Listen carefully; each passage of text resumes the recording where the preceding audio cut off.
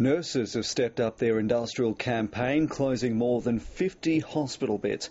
They're trying to force the state government to hire thousands of extra nurses so that each nurse would only have to look after 4 beds.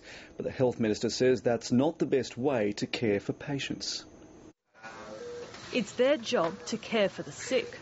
But today the nurses at RPA started closing beds. This is not something that we're doing very lightly. We actually want the patients to get what they need, and they understand that. I've got nothing but admiration for what they do, and I understand that they are overworked and conditions are not good.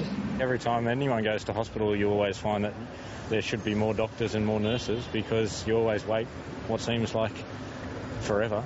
At present, RPA and Wollongong are the only major hospitals affected.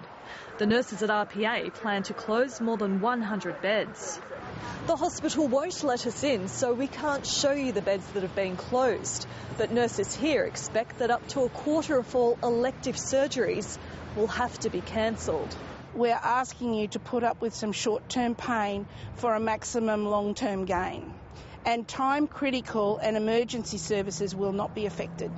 The government says it would need to hire an extra 6,000 nurses to meet the union's demands. We're willing to look at how we can meet their concerns about workload issues, but we just think a very blunt 1-to-4 nurse-to-patient ratio is not the best way to meet the needs of patients in our hospitals. There's no doubt we will be providing more nurses. Whether it's 1 in 4 is yet to be determined.